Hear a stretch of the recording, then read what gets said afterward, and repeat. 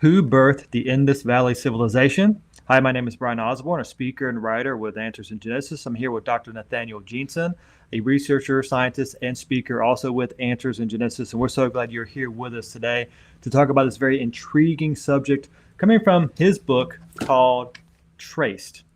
So, looking at basically the human genome, tracing it back in time through the Y chromosome, showing really an amazing connection to all of humanity, going back to one man and one woman ultimately. Imagine that, right? And how history and science confirms that. And so, we're going to dive into this subject a bit more deeply today. So, put on the hard hats, get ready for some good critical thinking, but some good biblical thinking as well. And Dr. Nathaniel Jeanson is going to lead us through this journey to really making these connections to the Indus Valley human genome, the Bible. It's going to be awesome. Looking forward to it. Bear in mind, there are many previous episodes to help kind of lay a foundation for this one as well. And there are more to come later on. So be sure you're bookmarked and getting notifications to get more of these coming down later on down the road. But this one's going to be excellent. I'm looking forward to it. Dr. Nathaniel Jeanson, take it away, please, sir. Thank you, Brian. And again, if you're joining us in real time instead of binge watching, I'm going to give you some context here real briefly. We do want to focus on the history of South Asia here. I'll tell you why and where we've come from, where we're going here in a moment. This is, again, part 8 of a longer series. The numbering scheme I'm using is according to the YouTube playlist, which I'll tell you how you can find that here in a moment. And as Brian alluded to, the really big picture focus of what we're doing, both this book, which this series is intended to highlight and give you a preview of, so both the book and the videos are focusing on as the primary tool to uncover human history, a DNA-based, generation by generation, family tree for global humanity based on the Y chromosome, the male inherited DNA from men around the globe. And if you want to find previous episodes or keep track of what's still coming down the pike, you can go to the Answers in Genesis YouTube page, find the playlist tab, and Traced DNA's Big Surprise will be one of these playlists. So now we're up to video 8. If you were, again, with us in real time and watched our previous episode dealing with the history of the Middle East, that was after a gap of some time, and we've been trying to time these around when the book's actually in stock. We sold out of the first printing very quickly, which I was pleased, and second printing should already be here. I also want to say we've had an ebook that's been available the entire time for freely available download. There's also been some updates to the original release, where I think it's the Kindle version has hot links where you can go back and forth between the color plates. There's 235 of them. They're a central element of telling the story of humanity, the history of humanity. In the first mini section of this longer series, we covered about 3 of the 7 civilizations that my book focuses on. This latter now mini series, we're focusing on the last 4 groups that I didn't cover originally. The overall focus of the book, again, is primarily to look at human history. What is the history of peoples, not of politics or of cultures, but the peoples themselves? Who did they come from? What happened to them after their civilization collapsed or was conquered? We looked at the Middle East last time. We're going to look at the history of South Asia, India today. And in future episodes, after we finish the history element, we're going to step back and say, for about 5 episodes, how do we know the conclusions in Traced are true? Where does this come from? What's the data behind it? And there's a 10-year story here, really, that I'm going to tell you, publicly available, but perhaps not as well known. And then that's in a sense setting up for, well, what do the critics say?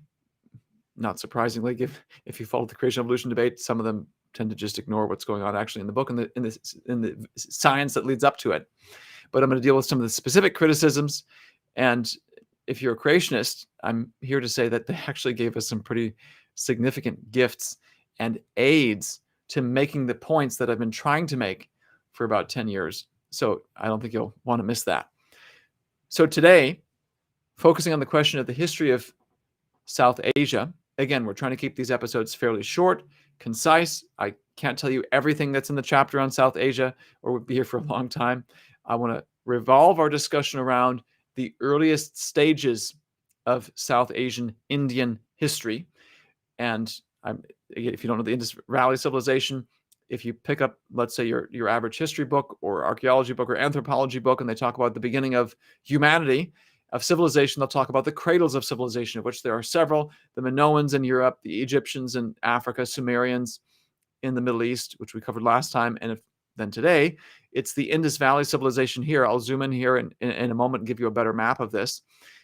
East Asia, you have the Yellow River Valley civilization, and in the Americas, you've got the Olmecs. So this is what we're talking about.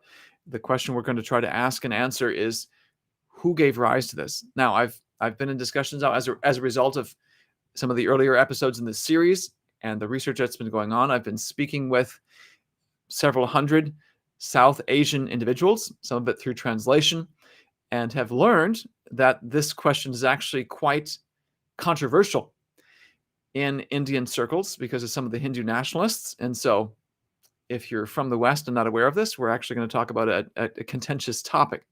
Now, I realize that many of our audience may be Westerners, and if you took history like I did last in high school, and you took a world history course, you probably realize now, or you might realize now, that much of what's called world history or these days, or at least was when I was growing up, tended to be a history of Western civilization.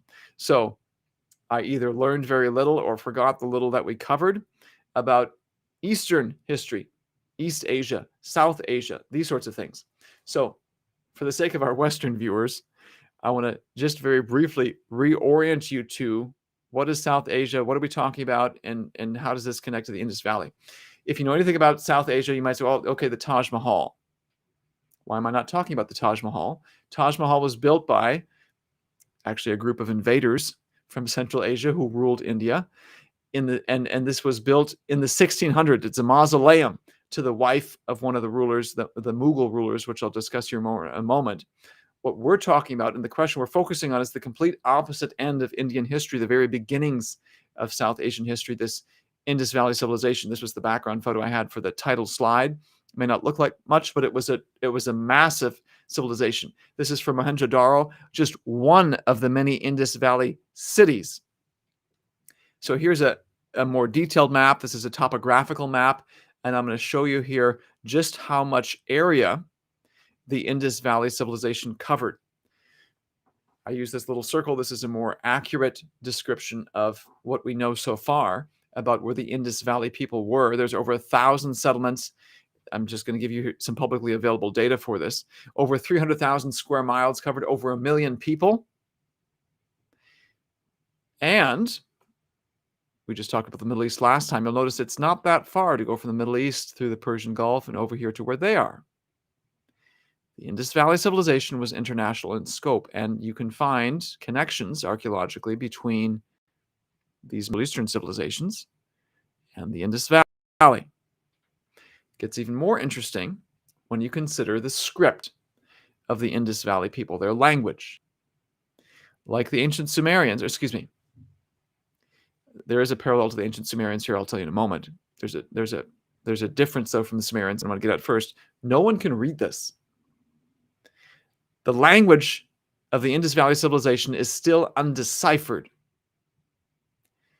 And so the parallel then to Sumer is because it's undeciphered, you can't classify it. You basically have to consider it a language isolate at this point. And so it raises the question, if you're a creationist and a Christian, who did these people come from biblically?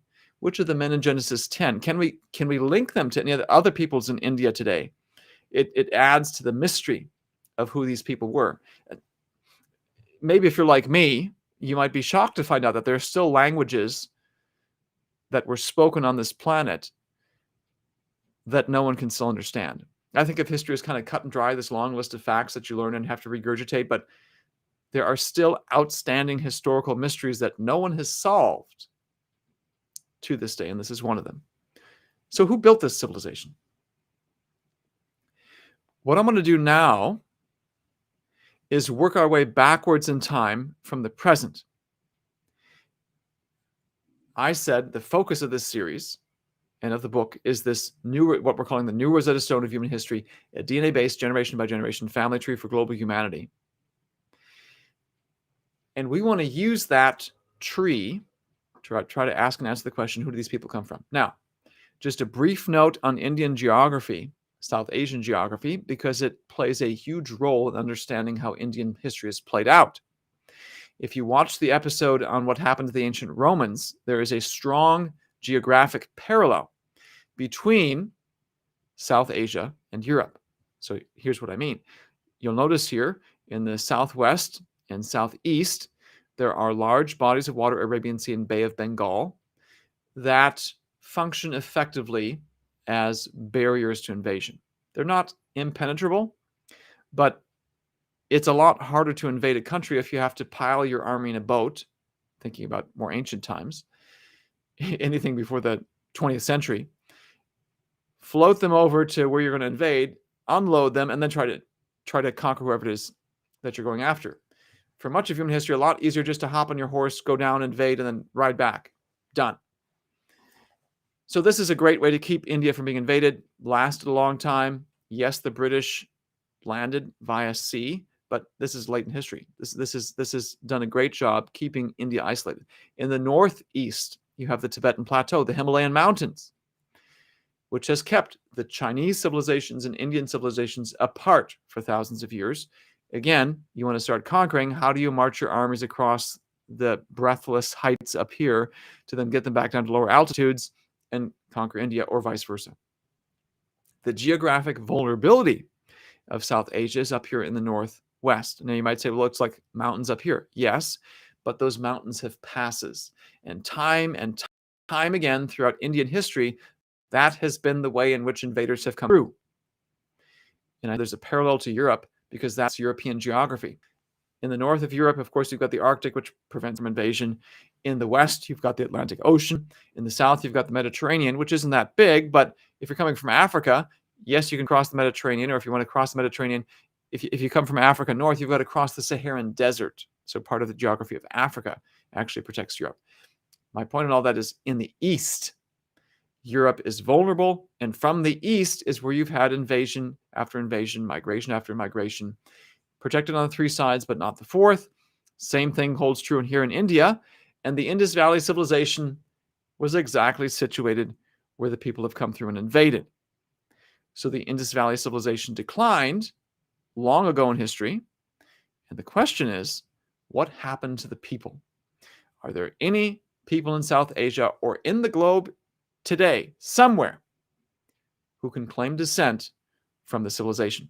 So again, I have to work through the lead up to this very quickly. I'm going to review South Asian history as it relates to genetics very fast, because I'm going to get to the answer or a candidate for this answer at the end. That's my primary goal. And just to say something perhaps unexpected, if you read the book, you'll know that at the outset, I think it's in chapter 1, I give a disclaimer.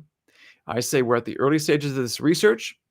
If you watch the last episode, you'll know I mentioned that 99% of today's men have yet to take a Y chromosome test. There's a ton of information still to be discovered. And I said in the opening part of the book, the conclusions in this book will likely change with time, because that's what science does. It changes and adapts as more data comes in. I'm saying that because that's exactly what I'm going to do today. I'm going to disagree with some of the conclusions I put in my book because there's more data that has emerged. Science changes quickly. It's a slight change, but it has a fairly significant implication for Indian identity, for connections between modern Indians, modern South Asians, and the Indus Valley civilization, and of human worth. Yeah, that may not make sense. As I go on, it'll become clear. Okay, that's where I'm going. How are we going to get there? I'm going to start with the present and work my way backwards in time. Again, as a general rule of thumb, when you're looking at the genetic history of peoples, last conqueror tends to win, tends to leave the biggest stamp. So long as they're there for a significant amount of time, you see this echo. Or if they've ruled for, even if they're not the most recent ruler, if they've ruled a particular area for a long period of time.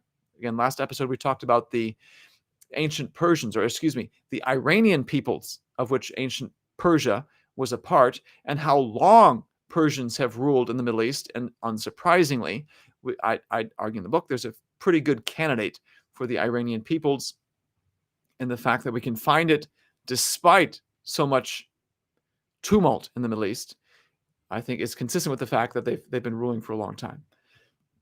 Now, India, Pakistan, Bangladesh, Sri Lanka, these are independent countries today. Before independence, the most recent rulers were the British, part of the British Raj. Now, from my perspective, perhaps somewhat surprisingly, you see very little genetic echo of the British presence there.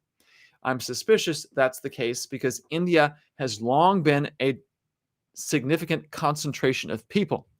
Yes, the British were foreign rulers, but the rulers over a massive number of people. And so they're just, even if they were sleeping around and leaving their DNA and these sorts of things, there are just so many people in South Asia, you just can't make that great of a dent if that's the goal. Ugly as that goal may be, my point is the British, being the last rulers, kind of violate this rule of thumb. They haven't left that much of a genetic echo that's detectable nationally. What has left a genetic echo are the rulers who immediately preceded the British Raj, the Mughal Empire. Now, if you look at Mughal and say that kind of looks like or sounds like Mongol, you'd be correct. It comes from, I think, the Persian word for the Mongols. And the Mughals were, by descent, not indigenous Indians, but they came from further north. They migrated down from Central Asia. They are Mongol in origin. Now, I've referenced this tree, or this new Rosetta Stone, this DNA-based generation by generation family tree for global humanity. We're going to return to it now. Again, the naming scheme, just to refresh our memories, is that deep branches get arbitrary letters of the alphabet. I'm going to be focusing on this side here for a moment. So R has a deep branch back here that's separate from Q.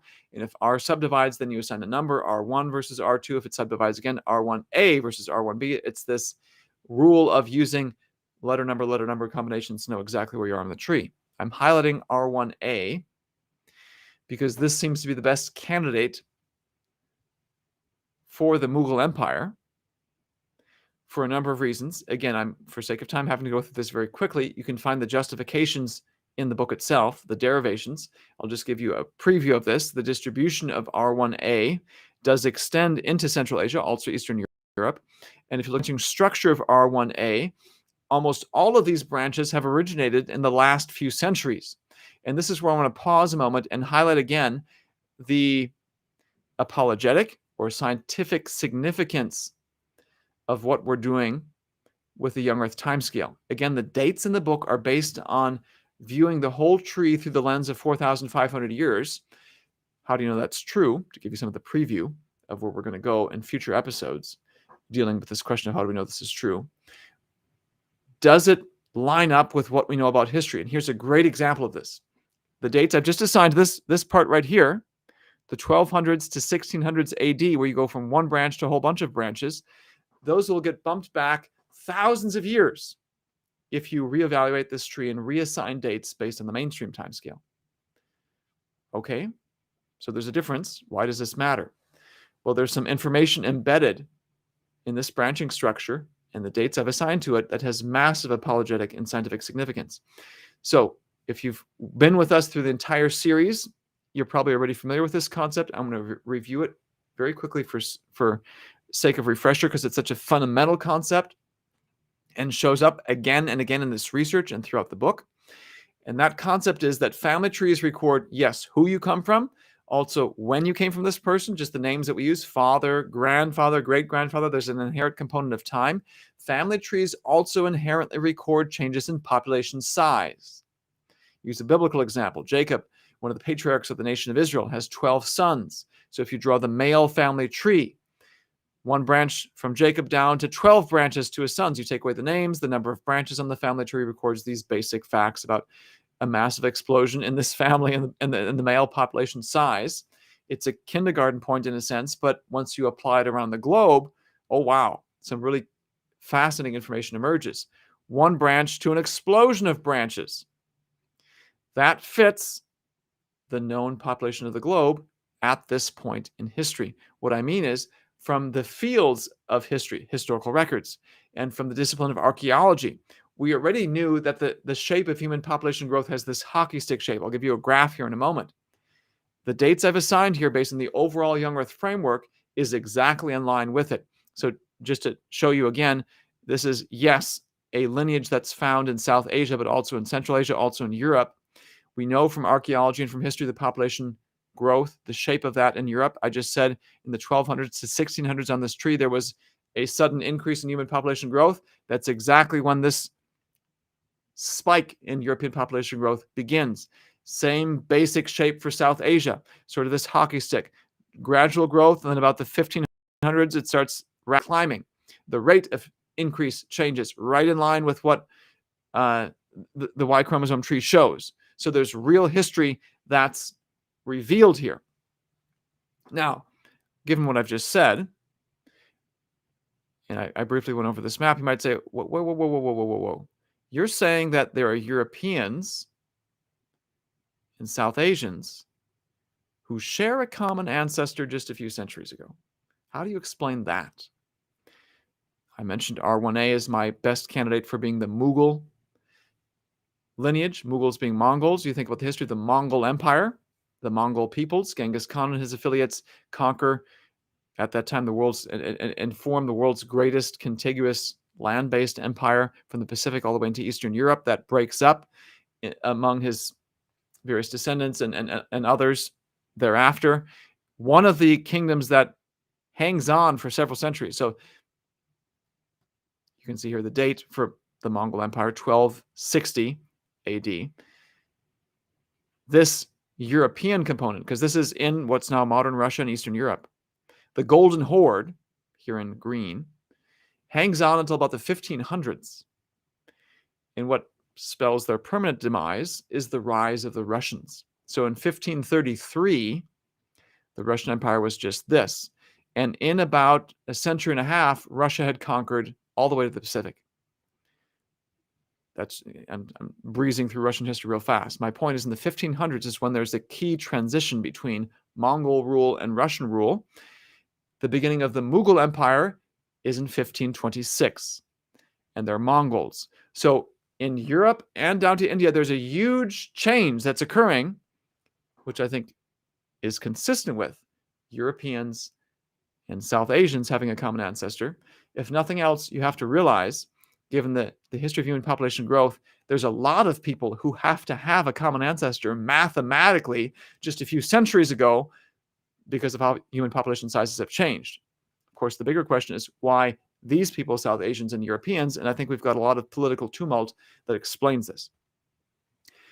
I'm going to have to zip through the last few segments here real fast. Hopefully that gives you a flavor for how the book goes about associating historical events and explaining these various branches. My point is R1A, which I think is about 25% of South Asian men today. And I should mention here, the size of these circles represents the sort of abundance of this branch. So roughly 25% of Indian men belong to this. You can see, I think it's in Poland, maybe 60% of the men are R1A, and there's the explanation for what this map represents. Okay, very quickly, for sake of time, other branches in India to this day and why they do not look like they belong to the Indus Valley civilization. What I'm going to show you is about the majority of Indian men today belong to lineages that came into India from the outside.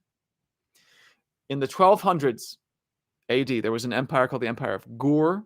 The Gurids were not Turkic, but they had Turkic peoples in their armies. And in the book, and it was something I alluded to in the last episode, J2 seems to be associated with Turkic migrations in the recent history.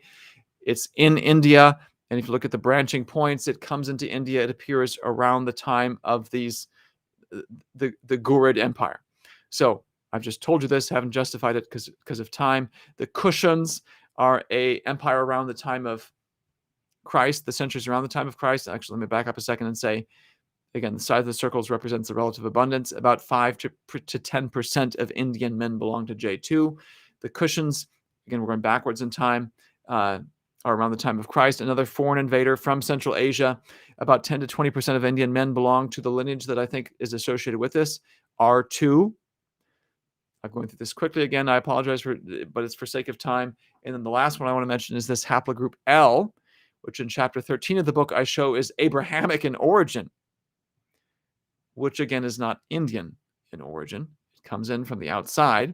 May have had something to do with the migrations of the Muslims. There were a number of Jewish people down here at the time the Arab Muslims went conquering. Of course, they came over the borders of India. And if you get L lineages that way, subsequent South Asian and Indian history can distribute it through the rest. Altogether, about 60% of Indian males belong to branches that do not look like they arose in India. 60% of Indian males belong to branches that look like they came into India from the outside, which would basically disqualify them from being candidates for the Indus Valley civilization. In the book, I point towards a branch, haplogroup H. Haplogroup is just the technical term for branch in this case, effectively. You can see from this map, haplogroup H is almost exclusively South Asian. If nothing else, the biggest circles are in South Asia. I think it's about 35% of Bengalis in Bangladesh belong to haplogroup H. It has very deep origins. You can look at and I think I've got a diagram here in a moment. It basically goes back to the earliest times of human history, the origin of haplogroup H. And one of the things I also point out, I don't have time to fully justify this, but India also harbors a language family that's basically found in South Asia and nowhere else. Northern India, I think I've talked about this earlier, belongs to a subsection of the Indo-European language family. Sanskrit is an Indo-European language member. It's related to English. I had a hard time believing this until I looked at some of the early English Sanskrit comparisons. I thought, yep, there's similarities there. Hard to explain that away. There's that linguistic connection. Indo-Europeans, again, just to refresh our memories, are thought to have originated up here early in history, deep in history, and then gone their separate ways, including down into India. In the book, I show a diagram of my best candidate for the Indo-European lineages. One thing I want to point out here, though, that is a reason for me changing my thinking. So, excuse me, I haven't even given you the conclusion to my thinking. So let me give you the conclusion real fast. Going back to this branch H. Here's what I say in the book, and here's where my thinking is changing. In the book, I say I think haplogroup H is a good candidate for giving rise to an indigenous Indian group. For example, perhaps the earliest Dravidian language speakers, not the Indo-European speakers. I say, and I think mainstream science would say they came later. And it also makes H a candidate for the Indus Valley civilization.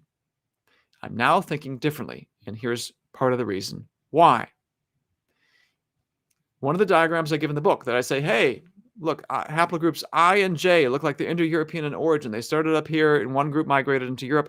J migrated down here to the Middle East. If you look at this diagram, you'll notice that there's no circles in India.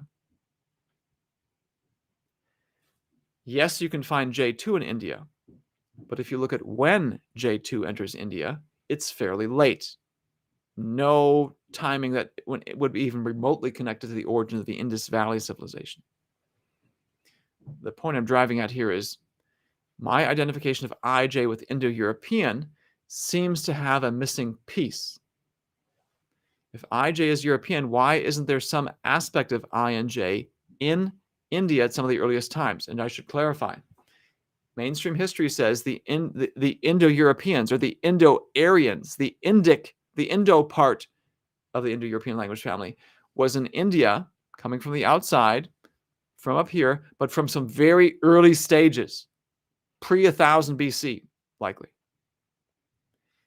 Yet in the book, I describe a branch of the tree, I and J, that I'm calling Indo-European, and the history that flows from it seems to cover just this part of the globe. Now, if you're saying, well, why not out here? Again, this orange, Russia's expansion, Russian is an Indo-European language, is late in history. My point is I cover basically the European part of this. I can explain the European part of it. I can explain the Indo-Iranian part of it. But there's still this missing piece of how do you explain the early Indo-European speakers. My book doesn't quite address this. There are clues, though, I think, that I've gone and revisited in the book itself that suggest an explanation. What I'm going to get towards is I now think H is actually Indo-European as well. I don't have enough data yet to publish this, but this is where I'm going. So in the book, there is a tiny circle out here in the Balkans. I, at the time, thought that's probably just part of the Indian diaspora. I mean, for example, the 1,000 Genomes Project samples Indians by going to people of Gujarati descent in Houston, Texas. The Indian Telugus were sampled from residents of the UK. I think also the Sri Lankan Tamils were residents of the UK as well. So big surprise, there's just a small population of Balkan individuals who belong to H, probably just part of the Indian diaspora. Same thing here. Here's finally what I wanted to show you. You can see the deep origins of H back to the time of early post-Babel. In this diagram, in this particular study of 600 men, that's what I've drawn this from, Most of the men listed, Barusho, Balochi, Kalash, these are Pakistanis, South Indians, South Asians. But there is this French individual, which again, I was aware of it. I thought, probably just part of the Indian diaspora. Perhaps there's some Indians in France, and that's how H got there. The origin or the separation of that French lineage from the South Asian one is deep in history, 2300s BC to 1900s BC, which intriguingly is very close in time to what I'm saying is the separation between I and J, when the European part of Indo-European went to Europe and the Asian part, J, separated from that. So so here's what I'm laying out. It appears, and some of the people who've contacted me, there's additional evidence here. What appears to be emerging is there is a rare European presence of haplogroup H, number one.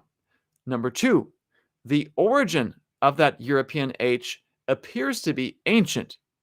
I don't think I can explain it away as part of the recent Indian diaspora in the globe. Thirdly, what ancient event could explain a connection between Europe and South Asia? And the first thing that comes to mind is the Indo-European language family.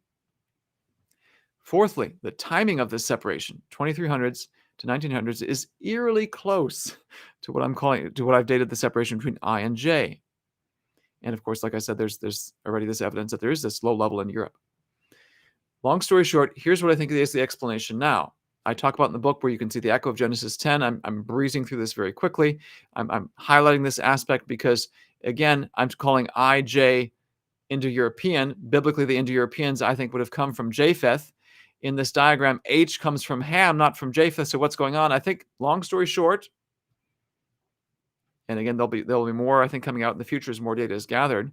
What I originally said was that I and J was Indo-European, and then they separated in the distant past, went their separate ways. I was missing the Indian component. What I think actually happened first was I and J were the original Indo-Europeans, and deep in history, perhaps around the time of Abraham, I and J either conquered H, or H was assimilated into I and J.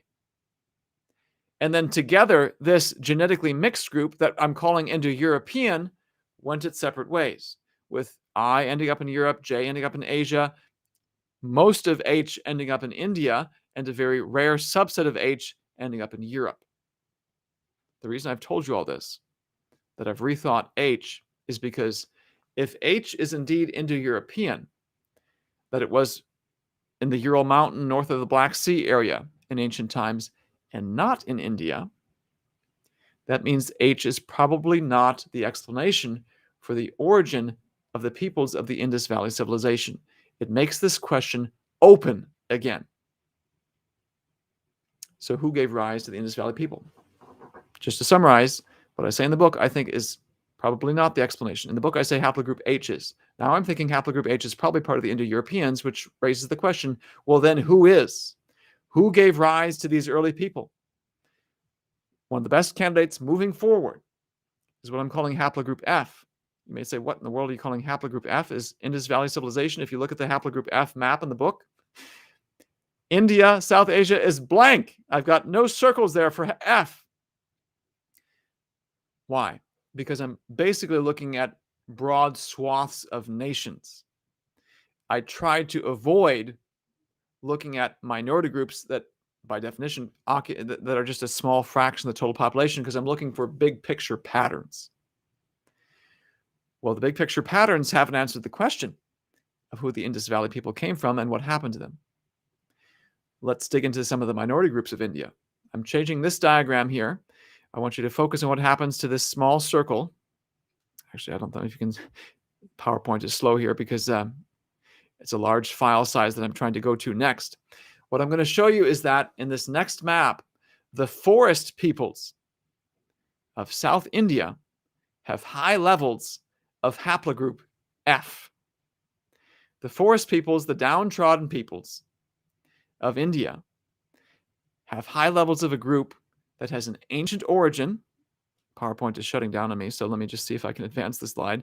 I'm not surprised by this because I'm just going to stop sharing the screen. Oh, now it advanced because I stopped sharing the screen. I'll share the screen again, and here we go. This is the map I wanted to show you. I'm not going to go back and forth between it. There we go, because it's probably going to slam PowerPoint, can't handle it.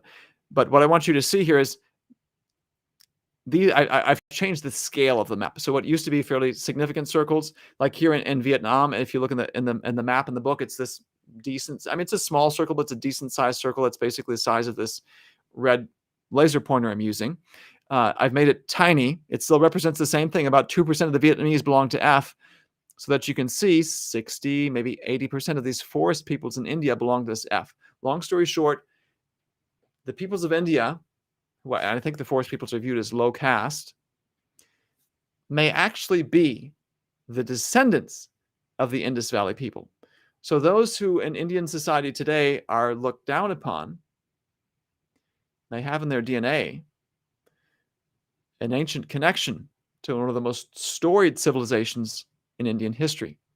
So what can that do for human dignity? That's, to me, one of the most satisfying aspects of this project as we uncover human history and the connections among various people groups, is to give people back their history, and when their value has been taken away by their neighbors, to restore it.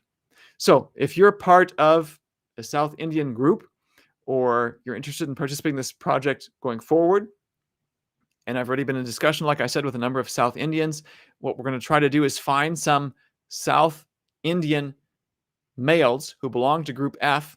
Nobody knows where exactly on the tree these individuals branch off. My guess is it's a very ancient origin, and if it is, we're beginning to build a case that these might be the descendants of the Indus Valley civilization. So if you want to participate, go to answersingenesis.org/go/traced. You can click on that link or scroll down and enter your name and email. It goes directly to my inbox. Would love to chat with you further. So just to summarize, I've gone through Indian history very quickly. India is like Europe in that it is protected geographically on three sides. The fourth is a vulnerability. Countless peoples have come in through that northwestern vulnerability and left their genetic echoes among the modern South Asian populations. In the book, despite all that, I say, hey, there's this lineage haplogroup H that looks like it perhaps is a candidate for the Indus Valley people and the Dravidians. I'm now leaning towards H is actually Indo-European, part of an ancient conquest or assimilation.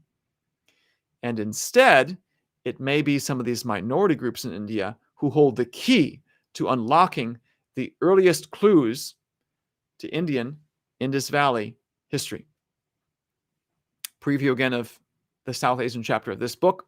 We'll talk more about this other book I wrote 4.5 years ago and its connection to Traced in future episodes. The simple version of that is Replacing Darwin Made Simple. You again can find me directly to my email via that portal that I listed, primarily again for genetic research and such, or genetic questions. But you can find me on social media as well, multiple platforms. I appreciate all y'all's interest in this. We've got more episodes coming in the future. We've got more videos, more regions of the globe to cover. East Asia, the Pacific we're going to cover. And then, of course, we're going to eventually go to a little mini-series that steps back and says, how do we know all these conclusions are true? And then deal with some of the critics. So thanks so much for participating.